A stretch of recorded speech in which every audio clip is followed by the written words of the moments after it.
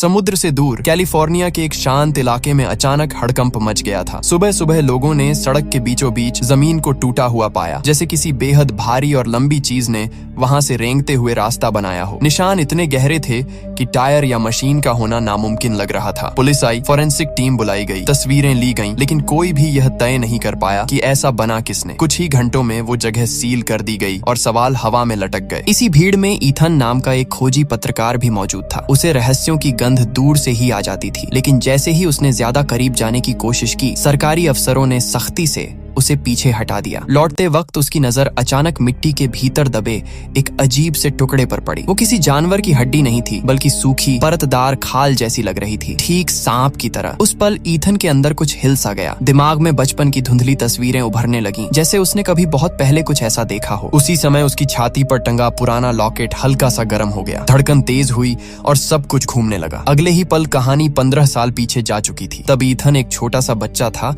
और अपने पिता के साथ शहर की एक पुरानी एंटीक दुकान में खड़ा था। उसके पिता वहां एक प्राचीन तलवार बेचने आए थे, लेकिन ईथन की दिलचस्पी दुकान के कोनों में रखी अजीब चीजों में थी। धूल भरी अलमारियों के बीच उसे एक छोटा सा बंद डिब्बा दिखाई दिया। जैसे ही उसने उसे छुआ, बिना किसी आवाज के वो डिब्बा खुद ही खुल गया। अंदर से चमकती हुई स्केल जैसी चीज निकली और एक पल में ही रोशनी बनकर ईथन के सीने में समा गई। दुकान का मालिक जैक यह देखकर सन्न रह गया। अगले ही सेकंड जैक ने नाटक शुरू कर दिया। छाती पकड़कर जमीन पर बैठ गया, जैसे उसे दिल का दौरा पड़ा हो। ईथन के पिता घबरा गए और तुरंत एम्बुलेंस बुलाने लगे। जैक ने उन्हें रोकते हुए कहा कि पास की मेडिकल शॉप से दवा ले आई, एम्बुलेंस की जरूरत नहीं। असल में वो ईथन को अकेला पाना चाहता था। जैसे ही उसके पिता बाहर निकले, जैक का चेहरा बदल गया। उसने ईथन को अपने पास बिठाया और एक ऐसी कहानी सुनानी शुरू की जो किसी किताब में नहीं मिलती। उसने बताया कि दुनिया में इमोगी नाम के विशाल सर्प होते हैं, जो सदियों से इंसानों की नजरों से छुपे रहते आए हैं। हर 500 साल में उनमें से किसी एक को आध्यात्मिक ड्रैगन बनने का अवसर मिलता है, लेकिन शर्त ये होती है कि उसने अपना पूरा जीवन सिर्फ भलाई में बिताया हो। जैक ने आगे बताया कि इस परिवर्तन की कीमत भी होती है। उसी समय एक बच्ची जन्म लेती है जिसके भीतर जूहीजू नाम की दिव्य ऊर्जा होती है। उस ऊर्जा के बिना इमोगी कभी ड्रैगन नहीं बन सकता। और अब बहुत सालों बाद वही चक्र फिर से शुरू हो चुका था, लेकिन हर दास्तान में अंधेरा भी साथ चलता है। इस कहानी में वो अंधेरा बुराकी था। सदियों से उसकी नजर सिर्फ एक ही चीज पर थी, जूहीजू की शक्ति। वो हर चक्र में उसे हासिल करने की कोशिश करता रहा और इस बार भी उसका इरादा वही था। फर्क सिर्फ इतना था कि इस बार आसमानों ने उस दिव्य ऊर्जा को कोरिया के एक दूरस्थ शहर में जन्म लेने दिया था। वहां उसकी हिफाजत के लिए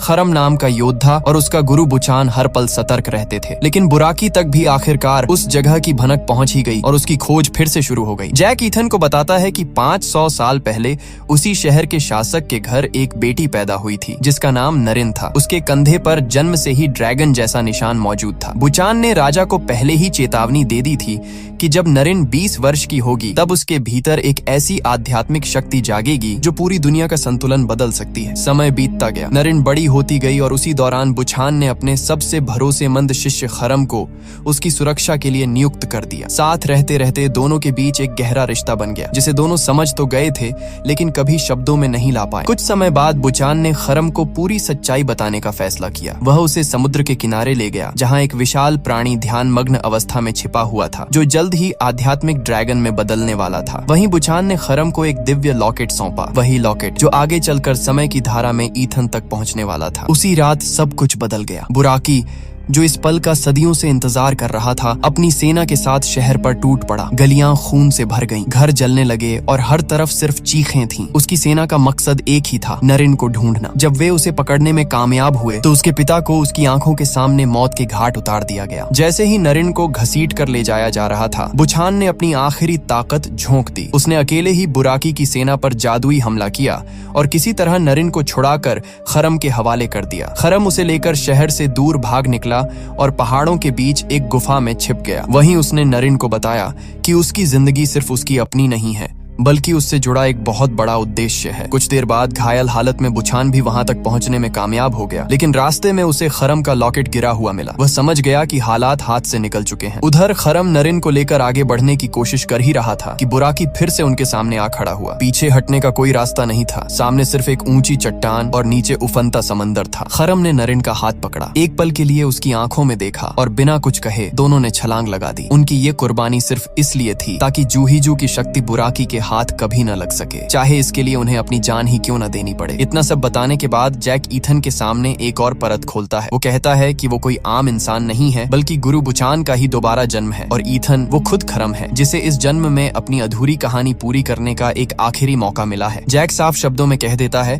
कि अब ईथन को उस लड़की को ढूंढना होगा जिसका नाम सारा है, जिसके कंधे पर वही पुराना ड्रैगन का जन्म चिन्ह होगा, वही निशान, वही शक्ति, वही किस्मत। यादों के उस तूफान से बाहर निकलते ही ईथन सीधे अपने दोस्त ब्रूस के पास पहुंचता है और उसे सारा को ढूंढने में मदद करने को कहता है। ब्रूस उसकी बात सुनकर रुक जाता है और समझाता है कि सिर्फ एक नाम के सहारे किसी को ढूंढना लगभग नामुमकिन है। लॉस एंजल्स जैसे शहर में सारा नाम की न जाने कितनी लड़कियां होंगी, लेकिन ईथन के चेहरे पर बेचैनी साफ दिख रही थी, जैसे उसे यकीन हो कि वक्त बहुत कम है। उसी दौरान शहर के एक और कोने में सारा टीवी पर उसी विशाल निशान की खबर देख रही थी। स्क्रीन पर चलती तस्वीरें उसे डराने लगीं, भले ही उसे ठीक ठीक समझ नहीं आ रहा था कि मामला क्या है। फिर भी दिल के अंदर एक अनजाना सा डर बैठ गया। वो बिना अपनी दोस्त को कुछ बताए जल्दी जल्दी घर की तरफ निकल पड़ी। घर पहुंचकर उसने अलमारी से पुरानी किताबें निकालनी शुरू की। पीले पड़े पन्नों पर सैकड़ों साल पुरानी बातें लिखी थीं, भविष्यवाणियां, चेतावनियां और ऐसे संकेत जिन्हें पढ़कर उसका डर और गहरा हो गया। कुछ देर बाद उसकी दोस्त ब्रैंडी घर आई तो उसने देखा कि सारा ने पूरे घर में कागजी ताबीज और अजीब से चिन्ह लगा रखे हैं, जैसे किसी अनदेखी चीज को दूर भगाने की कोशिश कर रही हो। ब्रैंडी ने हंसते हुए कहा कि वो बस वहम में जी रही है, लेकिन सारा का दिल मानने को तैयार नहीं था। उसी रात शहर में अफरा तफरी मच गई। बुराकी, वही भयावह सर्प, लॉस एंजल्स में दाखिल हो चुका था। सड़कों पर तबाही मचती जा रही थी, लोग जान बचाकर भाग रहे थे। एक चिड़ियाघर में उसने एक हाथी को मार डाला और उसकी दहशत की खबर आग की तरह फैलने लगी।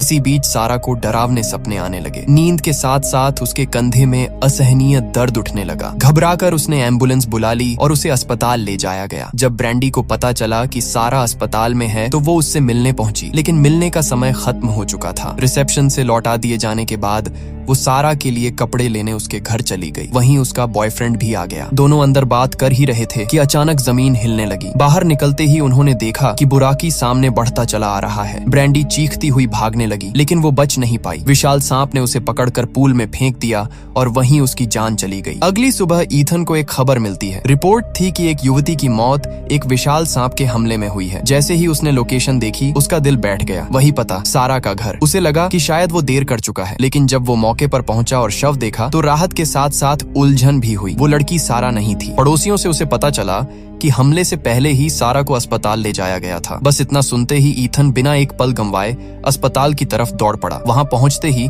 उसे अंदर जाने से रोक दिया गया। नर्स ने बताया कि सारा को क्वारंटाइन में रखा गया है क्योंकि उसके कंधे पर गहरा जख्म है और इन्फेक्शन का खतरा है। नाम जानने के बावजूद उसे अंदर जाने की इजाजत नहीं मिली। ईथन बेचैन होकर कोई दूसरा रास्ता तलाशने लगा। उसी दौरान उसकी मुलाकात एक डॉक्टर से हुई जो उसकी रिपोर्टिंग से बेहद प्रभावित था। पहचान का फायदा उठाकर डॉक्टर उसे चुपचाप सारा के कमरे तक ले गया। कमरे में दाखिल होते ही ईथन ने देखा कि सारा बिस्तर पर खामोशी से बैठी है, आंखों में वही डर जो वो खुद महसूस कर रहा था। ईथन ने बिना घुमाए फिराए उसे सच बता दिया। उसने कहा कि जो डर उसे अंदर से खाए जा रहा है वो बिल्कुल सही है और ये जगह अब सुरक्षित नहीं रही। उसने उसे चेतावनी दी कि उन्हें तुरंत यहाँ से निकलना होगा क्योंकि बुराकी अब अस्पताल तक पहुंच चुका है। उसी पल वही डॉक्टर हांफता हुआ उनके पास पहुंचता है और बिना कोई सवाल किए तुरंत बाहर निकलने को कहता है। हालात ऐसे थे कि 1 सेकंड की देरी भी जान ले सकती थी। ईथन सारा का हाथ पकड़कर एग्जिट की तरफ दौड़ता है। भागते हुए एक और सच्चाई सामने आती है। वो डॉक्टर कोई और नहीं बल्कि जैक ही था, वही आदमी जो ईथन के बचपन में उसकी जिंदगी में आया था। इतने सालों से वो अलग अलग रूपों में उन दोनों की निगरानी करता आ रहा था। किसी तरह ईथन और सारा अस्पताल से बाहर निकलते हैं और सीधे ब्रूस की कार में कूद जाते हैं। ब्रूस बिना कुछ पूछे एक्सेलरेटर दबा देता है क्योंकि पीछे तबाही मचाता हुआ बुराकी उनका पीछा कर रहा था। अस्पताल तो पीछे छूट जाता है लेकिन खतरा अभी भी सर पर था। सड़क पर भागते हुए अचानक ब्रूस की कार एक आदमी से टकरा जाती है। जब वो उतर कर देखते हैं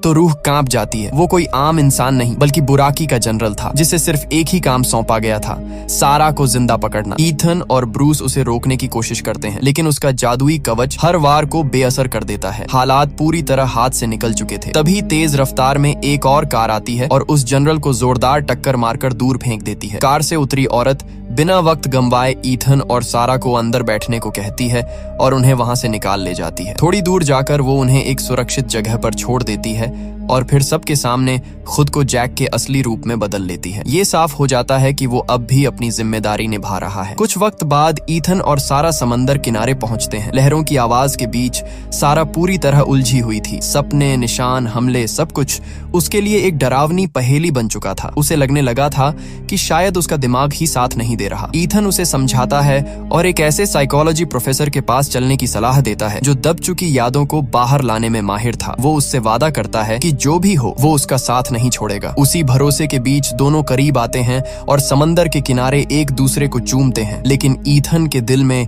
एक डर चुपचाप पल रहा था। अगर सारा सच में जू ही जू की रक्षक है तो इतिहास गवाह है कि उसका अंत कभी सुखद नहीं होता। उधर शहर में लगातार हो रहे हमलों ने सरकार को हिलाकर रख दिया था। शक की सुई अब सीधे सारा पर आकर रुक गई थी। मिशन कमांडर अपने अफसरों से साफ कह देता है कि अगर हालात काबू में नहीं आए तो सारा को ही खत्म करना पड़ेगा। दूसरी तरफ बुराकी का जनरल पुराने रहस्यमयी स्क्रोल्स की मदद से एक के बाद एक राक्षसों को इस दुनिया में बुलाने लगता है। अब उसके पास एक पूरी सेना थी जिसका एक ही मकसद था, सारा को पकड़ना। सरकार भी पीछे नहीं रहती और अपनी स्पेशल फोर्सेस को बुराकी की गुफा पर हमला करने भेज देती है। लेकिन जैसे ही वो विशाल जीव अपने असली रूप में उनके सामने आता है, सैनिकों के हौसले टूट जाते हैं। गोलियां चलाई जाती हैं, लेकिन उन पर कोई असर नहीं होता। पल भर में बुराकी का जनरल अपने जादुई हमलों से पूरी टीम को खत्म कर देता है। इसी बीच प्रोफेसर सारा के दिमाग में दबी हुई यादों को बाहर निकालना शुरू करता है। परत दर परत उसके बचपन की और उससे भी पुराने जन्मों की यादें लौटने लगती हैं। उसी के साथ उसकी आध्यात्मिक शक्ति जाग उठती है। कमरे में एक तेज रोशनी फैल जाती है जिसे देखकर ईथन स्तब्ध रह जाता है। जब सारा होश में आती है तो उसके चेहरे पर थकान और डर साफ दिखता है, लेकिन उसकी आंखों में अब एक अलग ही चमक थी। उसकी जागी हुई शक्ति ने सिर्फ उसकी यादों को ही नहीं बल्कि बुराकी को भी जगा दिया था। उस रोशनी के जरिए बुराकी को उनकी लोकेशन का पता चल चुका था। अब हालात ऐसे थे कि उनके पास छिपने का कोई रास्ता नहीं बचा था, बस भागना था, क्योंकि शिकारी को अपना शिकार मिल चुका था। उसके बाद हालात संभालने का कोई वक्त ही नहीं मिलता। ईथन सारा का हाथ पकड़ता है और दोनों उस घर से बाहर निकलकर जान बचाने के लिए भागते हैं। किसी तरह एक कार मिलती है और वो शहर से दूर निकलने की कोशिश करते हैं। पीछे से बुराकी पूरी तबाही मचाता हुआ उनका पीछा कर रहा था। सड़कें टूट रही थीं, इमारतें हिल रही थीं, जैसे पूरा शहर उसके गुस्से के नीचे आ गया हो। किस्मत से वो एक रेजिडेंशियल इलाके में घुस जाते हैं जहाँ तबाही थोड़ी कम थी। वहीं ईथन ब्रूस को कॉल करता है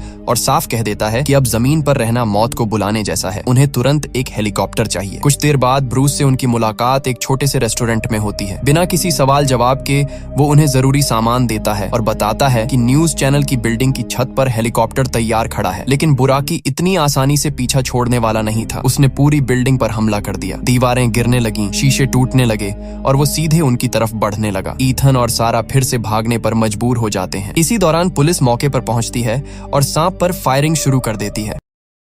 उसका ध्यान कुछ पल के लिए बंट जाता है और यही वक्त ईथन और सारा के लिए सबसे कीमती साबित होता है। वो शहर के बीचों बीच से भागते हुए न्यूज बिल्डिंग की तरफ बढ़ते हैं। चारों ओर अफरा तफरी मची हुई थी। लोग चीखते हुए भाग रहे थे, गाड़ियां हवा में उछल रही थीं, आग हर तरफ फैल चुकी थी। फिर भी किसी तरह दोनों बिल्डिंग की छत तक पहुंच जाते हैं जहां हेलीकॉप्टर उनका इंतजार कर रहा था। लेकिन जैसे ही हेलीकॉप्टर उड़ान भरता है, बुराकी भी वहां पहुंच जाता है। वो अपने विशाल जबड़ों से हेलीकॉप्टर को पकड़ लेता है। हालात ऐसे बन जाते हैं कि ईथन और सारा को छलांग लगानी पड़ती है। उनके कूदते ही हेलीकॉप्टर नीचे गिरकर टुकड़ों में बिखर जाता है। आसमान में काले बादल घिर आते हैं और बुराकी अपनी जीत की दहाड़ भरता है। वो सारा को निगलने ही वाला होता है कि तभी यूएस मिलिट्री मौके पर पहुंच जाती है। फाइटर जेट्स और टैंक्स से मिसाइलों की बारिश शुरू हो जाती है। बुराकी गुस्से में आकर सैन्य हेलीकॉप्टरों को तोड़ने लगता है, लेकिन भारी हमले के चलते वो जमीन पर गिर जाता है। तभी उसके साथ आए राक्षस और ड्रैगन जैसी भयावह सेनाएं शहर में घुस आती हैं। आग के गोले बरसाए जाते हैं। हेलीकॉप्टर एक के बाद एक गिरने लगते हैं और जमीन पर पुलिस पर मॉन्स्टर्स हमला बोल देते हैं। पूरा शहर एक खुला जंग का मैदान बन जाता है। इस अफरा तफरी के बीच ईथन और सारा किसी तरह उस बिल्डिंग से बाहर निकलने में कामयाब हो जाते हैं। बाहर कुछ सरकारी एजेंट्स उनका इंतजार कर रहे होते हैं जो खुद को मददगार बताते हैं और उन्हें एक अंडरग्राउंड फैसिलिटी में ले जाते हैं। वहाँ एक सीनियर ऑफिसर ईथन को बताता है कि वो इस प्राचीन भविष्यवाणी से वाकिफ है और उनका प्लान शुरू से सारा को मार देने का था ताकि सब कुछ यहीं खत्म हो जाए। लेकिन तभी माहौल पलट जाता है। एक दूसरा एजेंट अचानक अपने ही साथी को गोली मार देता है और ईथन अब सारा को भागने का इशारा करता है। वो उन्हें एक चाबी थमाते हुए कहता है कि सारा को जिंदा रहना होगा क्योंकि अब दुनिया का भविष्य उसी से जुड़ा है। बिना समय गंवाए ईथन और सारा मैक्सिको बॉर्डर की तरफ निकल पड़ते हैं। रास्ते में सारा धीमी आवाज में कहती है कि वो जहाँ भी जाएगी बुराकी उसे ढूंढ ही लेगा और ईथन समझ जाता है कि ये लड़ाई अभी खत्म नहीं हुई है। वो दोनों अभी यही सोच रहे होते हैं कि आगे क्या करें। तभी आसमान से अचानक कई ड्रैगन उतरते हैं और उनकी कार पर आग के गोले बरसाने लगते हैं। जोरदार धमाके के साथ गाड़ी सड़क पर पलट जाती है। टक्कर इतनी तेज होती है कि ईथन वहीं बेहोश हो जाता है। जब उसे होश आता है तो हालात पूरी तरह बदल चुके होते हैं। उसके हाथ पैर एक खंभे से बंधे हुए थे और चारों तरफ बुराकी की भयानक सेना खड़ी थी। दूसरी ओर सारा को खींचते हुए एक ऊंचे मंच तक ले जाया जाता है और पत्थर की एक वेदी पर बांध दिया जाता है। पूरा माहौल डर और शोर से भर जाता है। बुराकी के सैनिक उसके नाम के नारे लगाने लगते हैं जैसे ये कोई बलिदान नहीं बल्कि जश्न हो। अचानक जमीन कांपने लगती है। एक विशाल दरवाजा खुलता है और उसके पीछे से खुद बुराकी बाहर आता है। उसे देखते ही सारा डर के मारे चीख उठती है। ईथन बेबस होकर सिर्फ चिल्ला सकता है। वो कुछ कर नहीं पा रहा था, लेकिन उसी पल उसके गले में टंगा लॉकेट जोर से चमकने लगता है। तेज रोशनी बिजली की तरह फूटती है और आसमान से एक भयानक कड़कती हुई बिजली गिरती है जो पल भर में पूरी मॉन्स्टर आर्मी को जलाकर राख कर देती है। कुछ सेकंड की खामोशी के बाद बुराकी फिर से उठ खड़ा होता है। गुस्से में वो ईथन को दूर उछाल देता है और सीधे सारा की तरफ बढ़ने लगता है। तभी जमीन फटती है और एक दूसरा विशाल सांप वहां प्रकट होता है। उसका नाम था इमोगी। वो आते ही बुराकी को पकड़कर दूर पटक देता है। दोनों के बीच ऐसी लड़ाई शुरू होती है जैसी धरती ने पहले कभी नहीं देखी। लड़ाई के दौरान बुराकी इमोगी की गर्दन पर दांत गड़ा देता है। ये देखकर सारा समझ जाती है कि अब बचने का कोई और रास्ता नहीं है। दुनिया को बचाने के लिए उसे खुद को कुर्बान करना ही होगा। वो अपनी आंखें बंद करती है और अपने अंदर छिपी जू की शक्ति को बाहर निकालकर आसमान में छोड़ देती है। जैसे ही बुराकी उस ऊर्जा की तरफ बढ़ता है, सारा पूरी ताकत से उसे इमोगी की ओर धकेल देती है। इमोगी जू को निगल लेता है। अगले ही पल उसका शरीर बदलने लगता है। वो अपनी पुरानी खाल उतारता है और एक दिव्य आध्यात्मिक ड्रैगन के रूप में सामने आता है। आसमान उसकी दहाड़ से गूंज उठता है। अब बारी थी बुराकी की। वो मुकाबला करने की कोशिश करता है लेकिन इस नई शक्ति के सामने टिक नहीं पाता। ड्रैगन बन चुका इमोगी एक विशाल आग का गोला बुराकी के मुंह में दाग देता है। बुराकी अंदर से जलकर राख बन जाता है और वहीं हमेशा के लिए खत्म हो जाता है। कई सदियों बाद आखिरकार इमोगी ने ये जंग जीत ली थी। वो ड्रैगन सारा के पास आता है और जू की शक्ति वापस छोड़ देता है। सारा की देह एक चमकती हुई रोशनी में बदलने लगती है और वो उसी दिव्य ऊर्जा में समा जाती है। अगले ही पल ड्रैगन आसमान की ऊंचाइयों में उड़ता है और धीरे धीरे बादलों के बीच कहीं खो जाता है। ईथन ये सब अपनी आंखों के सामने होते देखता रह जाता है। सारा को खो देने का दर्द उसकी आंखों से आंसू बनकर बहने लगता है। तभी पीछे से जैक की आवाज आती है। वो बस इतना कहता है कि तुमने सही फैसला लिया। इतना कहते ही वो भी हवा में घुलकर गायब हो जाता है। ईथन अकेला रह जाता है, लेकिन वो जानता है कि उसने एक नई शुरुआत की नींव रख दी है। एक ऐसी दुनिया की जहां इंसानियत का भविष्य अब पहले से ज्यादा सुरक्षित है। और यहीं पर ये कहानी अपने अंत तक पहुंचती है। अगर तुम्हें ये कहानी पसंद आई हो तो वीडियो को लाइक करना मत भूलना। चैनल पर नए हो तो सब्सक्राइब जरूर कर लेना, क्योंकि ऐसी ही दिलचस्प कहानियां मैं आगे भी लाता रहूंगा। फिर मिलेंगे एक नई कहानी के साथ। तब तक के लिए अलविदा।